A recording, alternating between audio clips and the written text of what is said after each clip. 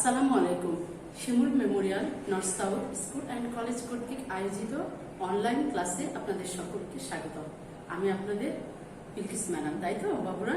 আমার পুরো নাম হচ্ছে Khaleda Akter Bilkis, Shimul memorial north south school and college সহকারী শিক্ষক। বাবুরা কেমন আছেন? ভালো আছেন না? প্রত্যেকে ভালো আছেন? আমি আশা করছি আপনারা সকলে নিরাপদে আছেন এবং সুস্থ আছেন। আমরা কি ক্লাস করব? বাংলা ক্লাস। আমরা একটি ছড়া দিয়ে আমাদের ক্লাসটা শুরু করি। আসেন প্রত্যেকে মিলে আমরা ছড়া করি। আমাদের আজকের ছড়ার নাম পাঠশালা। আজকের ছড়ার নাম কি? পাঠশালা। চলেন প্রত্যেকে করি। খুকু যাবে পাঠশালাতে, সঙ্গে নিয়ে বই, লেখাপড়া শিখবে খুকু, করবে না গো হইচই। আমি আরো একবার বলি ছড়াটি, আপনারা লক্ষ্য করেন। খুকু যাবে পাঠশালাতে, সঙ্গে নিয়ে বই, লেখাপড়া শিখবে খুকু, করবে না গো হইচই। করেছেন না প্রত্যেকে আমার সাথে? তাহলে আমরা এবার শীট দেখি। শীটে আমাদের কি কি আছে? শব্দ লিখবো, তাই তো? আমরা কি কি শব্দ লিখবো দেখি একটু। আমাদের প্রথমে দেখেন আছে নিচের বর্ণগুলো দিয়ে একটি করে শব্দ গঠন করুন। কি কি আছে বর্ণ? অনুস্বার, বিসর্গ আর হচ্ছে চন্দ্রবিন্দু। এখানে দেখেন অনুস্বারে কি লিখবো? হংস। অনুস্বারে লিখবো হংস, বিসর্গ দেখে লিখবো দুঃখ, আর চন্দ্রবিন্দুতে লিখবো চাপ। তাহলে এখানে হংসটা আমি লিখি। হংস বানান কি? হ, হ অনুস্বার দন্ত স, হংস। ঠিক আছে। বিসর্গতে হবে দুঃখ, দয় রস্য, দয় রস্য বিসর্গ আর হচ্ছে খ, দুঃখ। চন্দ্রবিন্দুতে হবে কি? চাপ, চ চন্দ্রবিন্দু আকার আর কি হবে? দ, চার। তাহলে অনুসারে কি লিখলাম? হংস, হ অনুসার দন্ত স, হংস। বিসর্গতে কি লিখলাম? দুঃখ, দয় রস্য বিসর্গ খ, দুঃখ। চন্দ্রবিন্দুতে চাপ, চয় চন্দ্রবিন্দু আকার দ, চাপ। এবার 2 নম্বরটা দেখি কি আছে। 2 নম্বরে হচ্ছে আগের বর্ণ লিখুন। আগের বর্ণ লিখুন। ঘ আছে, ঘ এর আগেরটা কি হবে? তাহলে আমরা প্রত্যেকে ক থেকে একটু পড়ি তো বর্ণগুলো। ক, খ, গ এবং ঘ। তাহলে ঘ এর আগে হলো গ বর্ণটি, তাই তো? মূর্ধন্য ন, মূর্ধন্য নয়ে তার আগে দেখেন ফাঁকা আছে। তাহলে কি হবে মূর্ধন্য নয়ে? ট, ঠ, ড, ঢ, মূর্ধন্য ন, তাই তো? তাহলে কি হলো? ড, ঢ, মূর্ধন্য ন। তাহলে এখানে হবে ঢ বর্ণটি। আপনারা লক্ষ্য করবেন ফ আছে, ফ এর আগে কি হবে? প, ফ, প, ফ। আমরা প্রত্যেকটি ব্যঞ্জন বর্ণ সুন্দর করে করে মুখস্থ করব এবং কোনটার পরে কোনটা হচ্ছে এটা আমরা একটু জানার চেষ্টা করব। ঠিক আছে বাবুরা? তাহলে দেখেন আমরা কি কি পেলাম, আগের বর্ণ কি কি পেলাম। এখানে গ পেলাম, গ, ঘ, এখানে হলো কি ঢ, তারপরে মূর্ধন্য ন, এখানে ফ এর আগে প বর্ণটিকে পেলাম, তাই তো? দেখেন আমাদের 2 নম্বরটা লেখা হয়ে গেল। এবার 3 কি আছে? ছবি চিনে ফাঁকা স্থান পূরণ করে শব্দ গঠন করুন।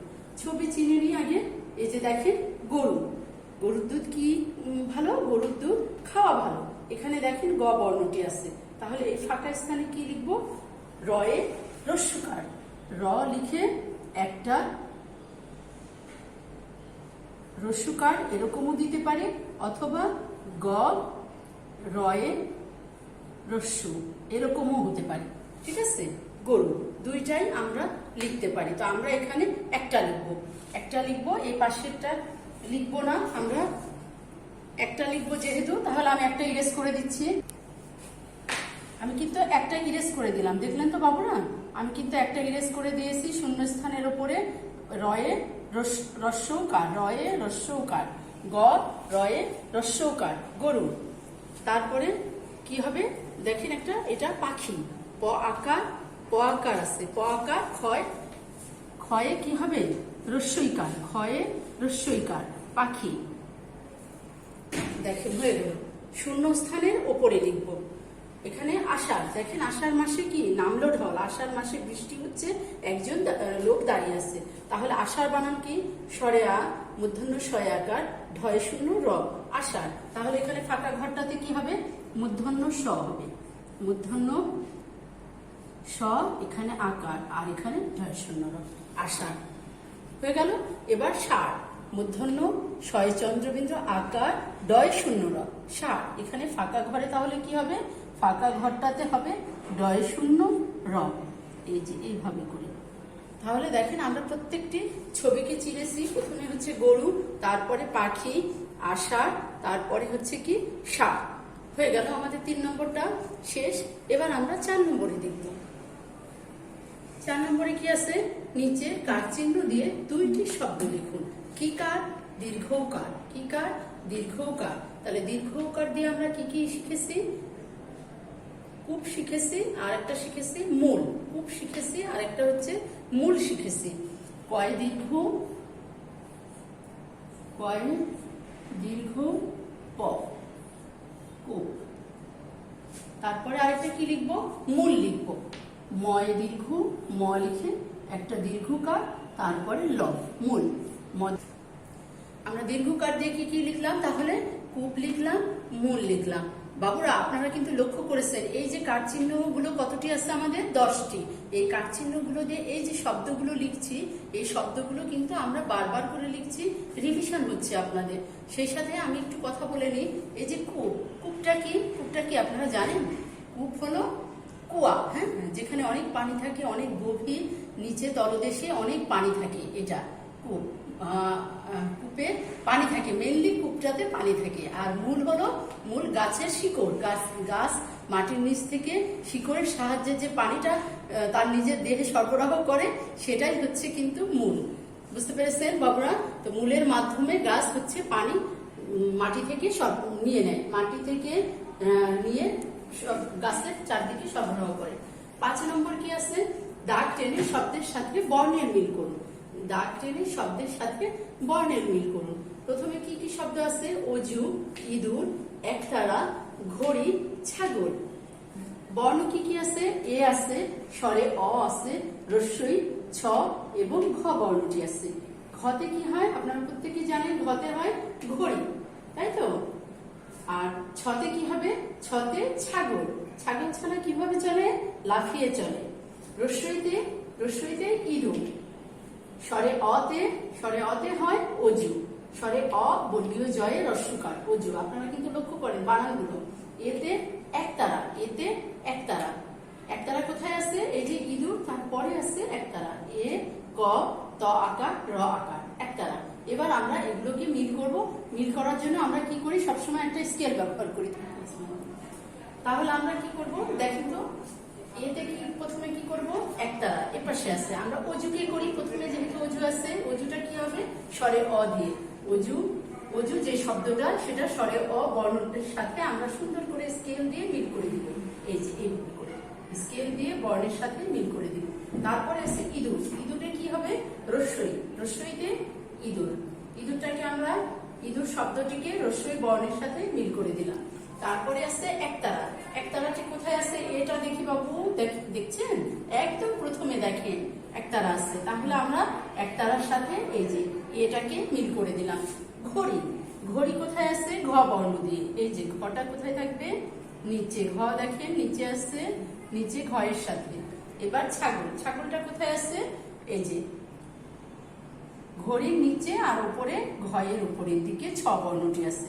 তাহলে দেখেন আমরা প্রত্যেকটি কত সুন্দর করে করে ফেললাম না। আপনারা প্রত্যেক দিন আমার সাথে সাথে এভাবে শীট নিয়ে বসে যাবেন, এবং তাহলে দেখবেন আমি বলার সঙ্গে সঙ্গে আপনাদের লেখাও হয়ে যাবে, আপনাদের শীটটা সুন্দর করে কমপ্লিট হয়ে যাবে, তাই তো বাবুরা? এবার আমরা মৌখিক, আমাদের মৌখিকে কি কি আছে দেখবো। 1 নম্বরে আমাদের আছে রি থেকে,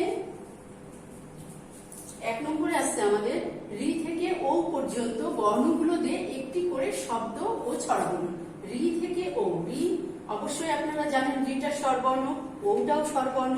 আর রি থেকে ও পর্যন্ত কি কি আছে, রি আছে, তারপরে এ, ওই, ও, ও, এই কয়টা বর্ণ আছে, তাই তো।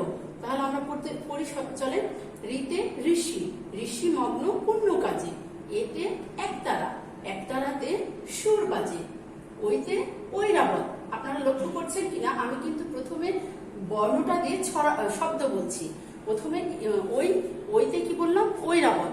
তারপরে আমি এখন কি বলবো, ছড়া বলবো। ঐরাবত ওই আসছে রে, ওতে কি হবে, ওতে ওড়না, ওতে ওড়না, ওড়না আসছে কুকুর গায়ে, ওতে ঔষধ, ঔষধ খেলে অসুখ সারে। এইভাবে করে করে আমাদেরকে শিখে নিতে হবে। প্রথমে শব্দটা বলবো, তারপরে আমরা ওই শব্দটা দিয়ে যে ছড়াটা হচ্ছে সেই ছড়াটা বলার চেষ্টা করব। 2 নম্বর, 5টি করে পশু ও সবজির নাম বলুন। 5টি করে পশু, তাহলে আমরা পশুর নাম বলি 5টি পশু, বাঘ, সিংহ, হরিণ, হাতি, ঘোড়া। 5টি পশু হয়ে গেল। এবার আমরা সবজির নাম বলবো। সবজি আমরা অনেক দেখেছি, তাই না? কিন্তু সবগুলো সবজির নাম না পারলেও আপনারা কিন্তু অবশ্যই 5টি সবজির নাম মুখস্থ রাখবেন। আমরা বলি চলেন, আলু, পটল, বেগুন, লাউ, কুমড়া। হয়ে গেল না 5টি? তাহলে কি করলাম বাবুরা, দেখলেন তো? আমরা ছড়া সহ আমাদের ক্লাসের শীটগুলো কমপ্লিট করলাম, ওরা মৌখিকটা পড়লাম। আপনারা অবশ্যই অবশ্যই প্রত্যেক দিন একটু একটু করে পড়বেন। সেই সাথে এই যে শীটের মধ্যে যে শব্দগুলো লিখেছি বানান করে করে এগুলো আবার পড়বেন এবং প্র্যাকটিস করবেন। বাসায় থাকবেন, পুষ্টিকর খাবার খাবেন। ভালো থাকবেন। আসসালামু আলাইকুম।